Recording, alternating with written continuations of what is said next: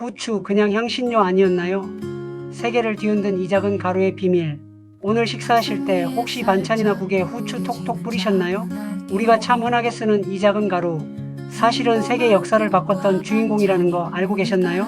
오늘은 밥상 위에 평범한 향신료, 후추에 숨겨진 놀라운 이야기와 건강에 어떤 도움이 되는지도 자세히 알려드릴게요. 일부 후추 세계사를 흔들다. 후추는 원래 인도 남부, 그러니까 지금의 케랄라 지역에서 자라기 시작했습니다.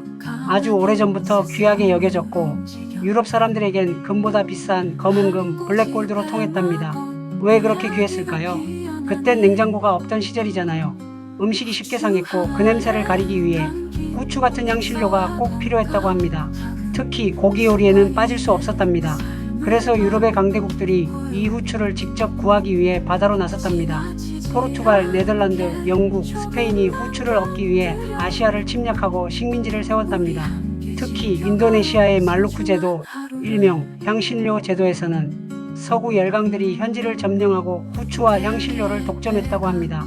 이 작은 후추 알맹이 하나가 대항해 시대와 식민지 전쟁을 일으킨 셈이에요. 2부 후추 몸에도 좋다. 그런데 후추가 단지 향만 내는 조미료일까요? 사실 후추 속에는 피페린이라는 특별한 성분이 있어요. 이 성분이 소화를 도와주고 몸속 염증을 줄여주며 세포를 보호하는 항산화 작용까지 해준답니다. 그리고 또 하나, 후추는 다른 영양소의 흡수율도 높여준답니다.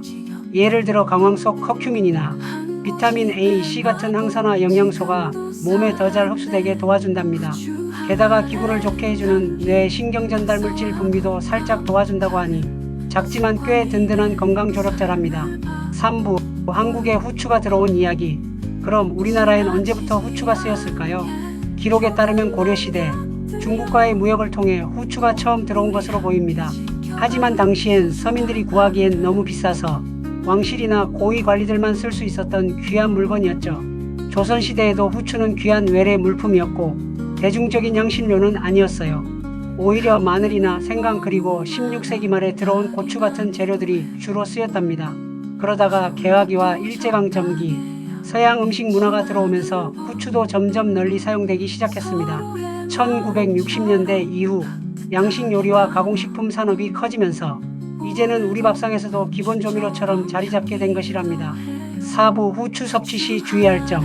아무리 좋은 것도 과하면 탈이 나죠. 후추도 너무 많이 먹으면 위에 자극을 줄 수 있답니다. 속쓰림이나 위염이 있으신 분들은 조금 조심하셔야 된답니다.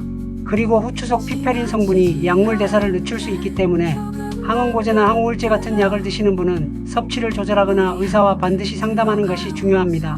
또 가끔 알레르기나 호흡기 자극이 있을 수도 있으니 가루가 날릴 땐 조심해서 사용하시는 게 좋답니다. 마지막으로 후추 다시 보기. 이 작은 후추 한 알이 세계사를 바꾸고 우리 건강까지 챙겨주는 귀한 친구라는 것 이제 아시겠지요? 오늘 저녁엔 고기 한 점에 후추 톡톡 뿌려서 그 향 속에 깃든 역사의 향기도 함께 느껴보시면 어떨까요? 건강한 식탁이 현명한 선택입니다. 후추 한 꼬집이 음식 맛을 바꾸듯이 작은 습관 하나가 우리의 건강을 바꿉니다. 우리 함께 만들어가는 건 어떨까요? 구독과 좋아요는 큰 힘이 됩니다. 건강하이소.